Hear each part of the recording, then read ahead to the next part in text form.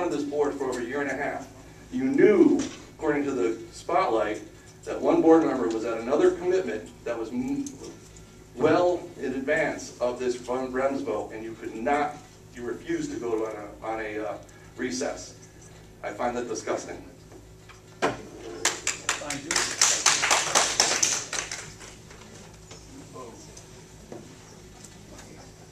Anybody else wish to speak? I have a comment on that. I just can't let it go. Do you want to wait until... No, I'm going to say it right now. Under miscellaneous? No, because it's in response to that. Okay. We're not responsible for each other's schedules and timing. We don't control where everybody is at each time. So everybody's responsible to be there when they're there, right? We're not responsible for that. So how can we do that? Just courtesy is all. It's not I mean, but it's not our responsibility though, right? It's each individual person has the responsibility to do that. So don't put that on the rest of the board. Oh, wait. I want to answer this. Please, whoever's talking in the audience, I need to answer this. Over a month ago, I told this board, the only date I couldn't be here was May 11th. Because I had a speaking engagement. I was a guest speaker for a Girls' Day Out. It's a group that takes care of all of our girls in the middle school. I'm very involved, one of the most involved principals in that group. I had to be there. Over a month ago, I have been the most boisterous person on this topic of the ambulance service. When it came up in the last meeting, when REMS and them were here, all these guys at the end of the meeting, when are we going to hear, when are we going to hear? I was the one that stated, nobody else on here stated that, we'll talk about it in the agenda meeting, we'll let you know. Then all of a sudden, it's on the agenda meeting. In the agenda meeting, the newspapers were there, everybody was there. I said, why is it on? I can't make it Wednesday night, and if it is, I'm going to be late. I even said, I'll speed to get there, get me out of the speeding ticket. Then they said, well, we'll take a recess if you call and let us know. I rushed through the meeting. I was on my way at 5:08 while I was driving to the meeting to get there. Diane Markle called me and said, forget it, the meeting's over. I would have voted, and I will even tell you how I would have voted. I would have voted for Mohawk that night, and I will tell you why I would have voted for Mohawk. I was the biggest supporters of REMS. I was the one that fought to get it stopped last July. And I was supporting REMS. And then I met with Mohawk, I met with REMS. I was told personally by REMS about the taxing district, and I said, I want it to be an honest vote. Whoever the residents want, that's who I wanted. I wanted an honest vote. We had the vote, and the vote went down. Then I got a call from them saying, if we don't pass the vote, we're going to go out of business. But then they didn't. Then when the gas key was pulled, they called me again, and they told me, if we don't get that gas key, we're going to be closing in a week or two. That didn't happen. And the thing that really stuck me was the night when they came here, and Mr. Godlewski asked them, how much ALS money did you collect? And they said, it doesn't matter. It does matter. I'm not putting down any of the men at REMS because I know many of them, they're phenomenal guys and they do a phenomenal service. But I also don't believe in the last meeting, and God, I wish I could have been there to explain it, but I couldn't. The one resolution, and everybody on this board knows that I was completely against it, was saying authorize the supervisor to negotiate getting restitution back. And then the next one is authorize giving it to REMS. There's too many questions. There's not enough answers.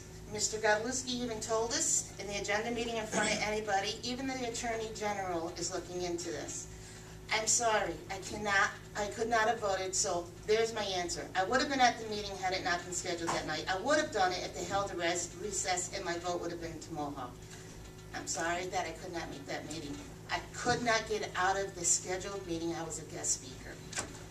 Well, I'll say this. I've never heard Nikki tell me that she couldn't make it that night. And she always says, put it in writing. I want it in writing. If it isn't in writing, I don't want it. Did you put it in writing? Justin and John, were you there that night when I told Did you put it in writing? No, I said it to all of you Okay. in person. Oh, so Is that because a it law? wasn't in writing? Anybody else Is there here? a law that you have to put it in Frank, writing? do you put everything in writing to us before you make decisions? I don't think What's the law so. that says she's got to put it in writing? Who's out there talking? If you wish to talk, you wait your turn and you come up to the microphone like everybody else. Privilege of the floor over. Or are we? Go ahead, Jack. Yeah, I have a question that came up with talking about the property. I own 2 pieces of property on Crane Street in the town of Rotterdam. And the house next to the 2 houses that I own, there's garbage and junk and everything outside the house. Who do I see in the town about getting something done about it? The people have vacated the house, and I mean, it's just the bugs and everything else is going to be atrocious.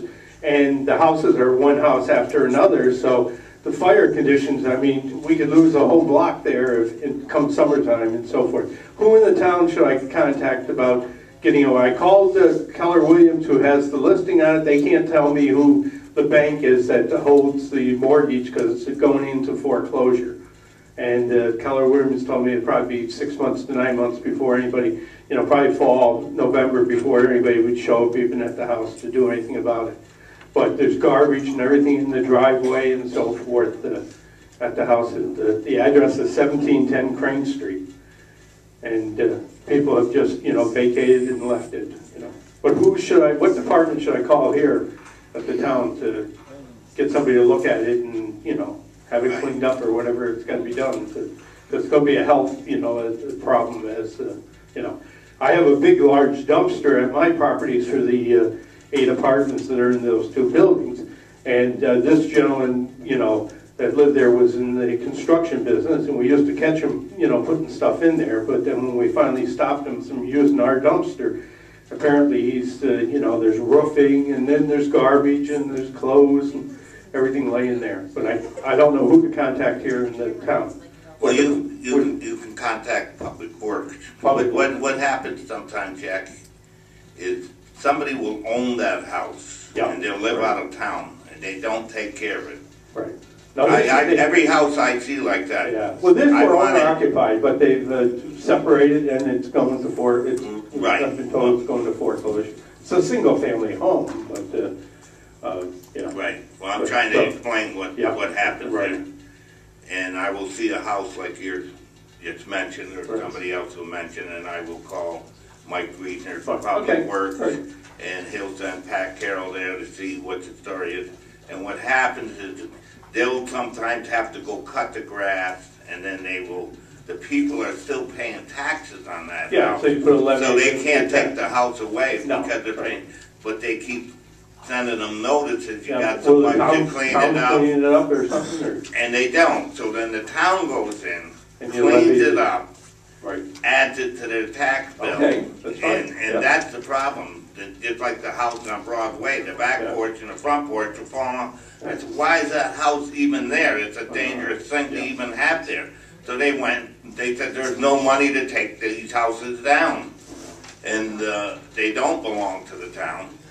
So they'll go there and take the front porch and the back porch off, the one on Broadway. Mm-hmm. And I know what you're talking about. Nobody wants to see a house falling down. But you can talk to Public Works. Okay. And I have the same argument all the time. Why do we have to have a house falling apart in the neighborhood? We don't have to. I wouldn't want to live next to it either.